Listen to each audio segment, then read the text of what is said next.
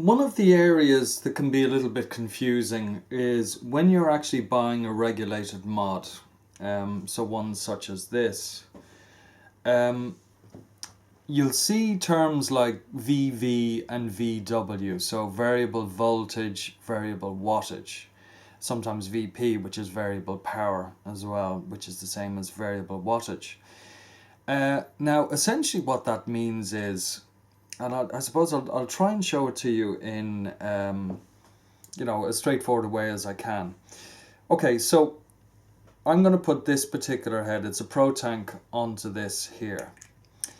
And what I'm going to do is check what the resistance of this is.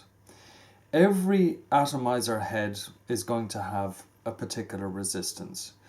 And typically in the normal world, you're up around sort of 1.5 ohms up to maybe, 3 ohms, something like that. And it's going to be somewhere within that range.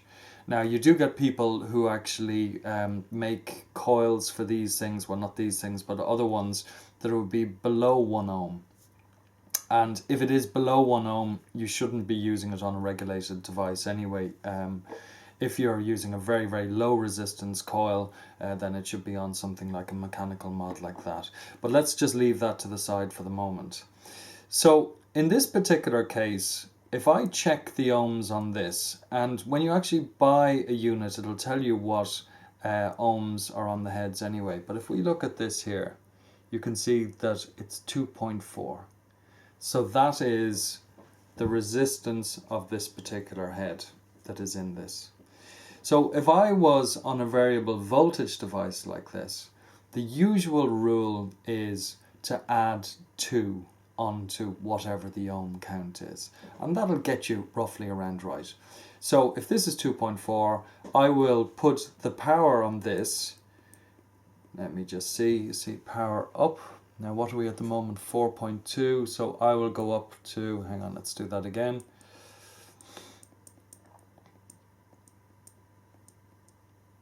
So what I will do is I will go up to 4.4. Okay, so that should be the right power setting for the 2.4 resistance ohm that is in this. Okay, fine.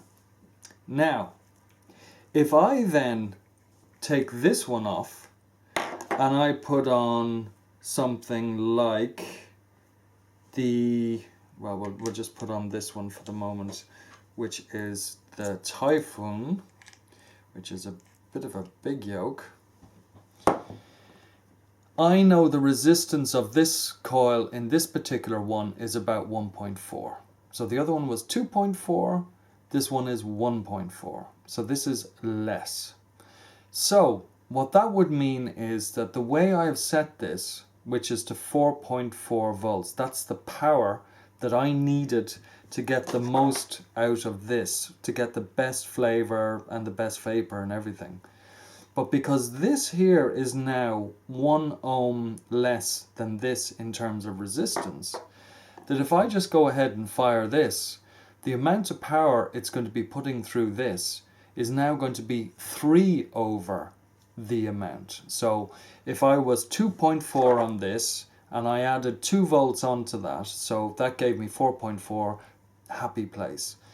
Now with this one, because this is 1.4, the resistance inside it, that if I don't change this and bring it back down by about 1, there's going to be too much power going through this. So that means that it could taste burny, it might be quite hot, it's not going to blow up or anything, but it's not going to be really where you want it to be.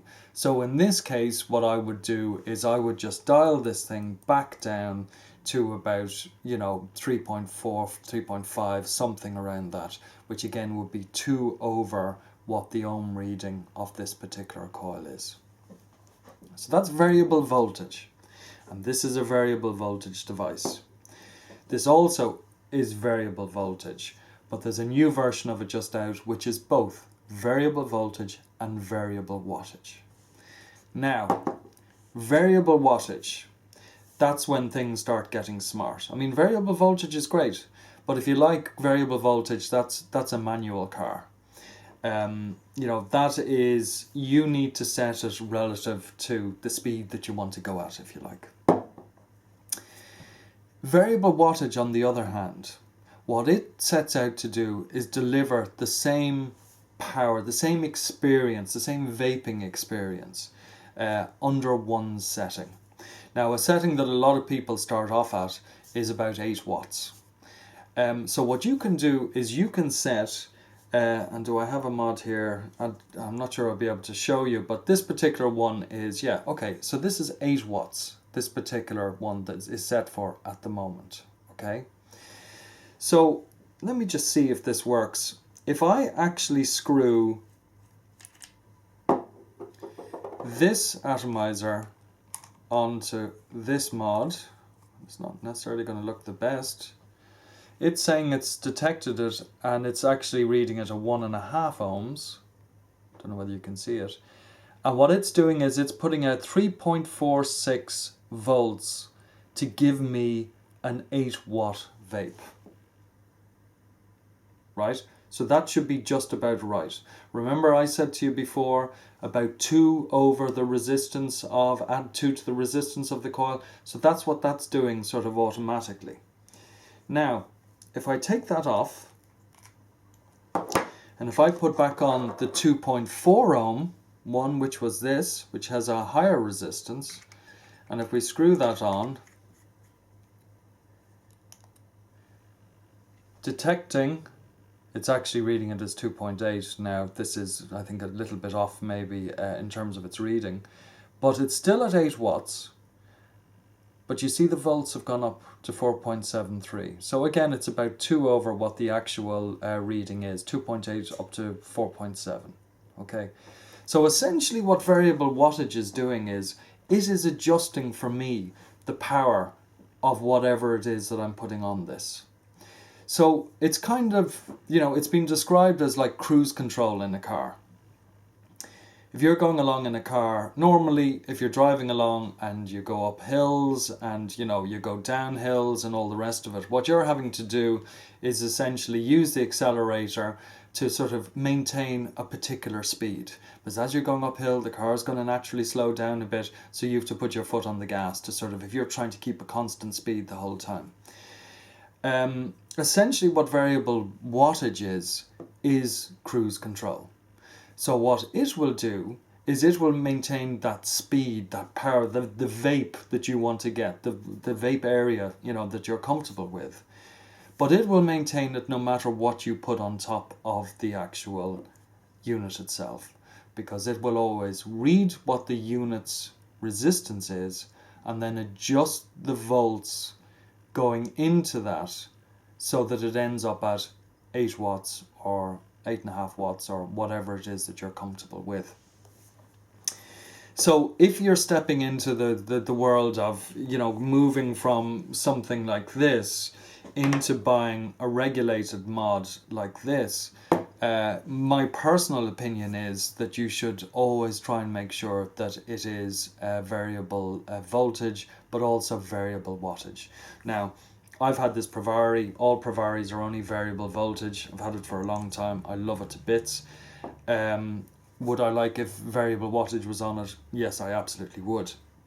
And I think that variable wattage to me is the way forward, because it just takes all the guesswork out. It means you don't have to really do anything. Whatever head you're putting on, and there are stacks of heads out there, but whatever head that you're putting onto it, whatever atomizer you're putting onto it, it will do the cruise control thing, and it will basically set itself up so that what you end up when you take your first drag from the new atomizer you put on should be just about right in each case. So that's essentially it. Variable voltage and variable wattage, and there's not much more I can say about it than that.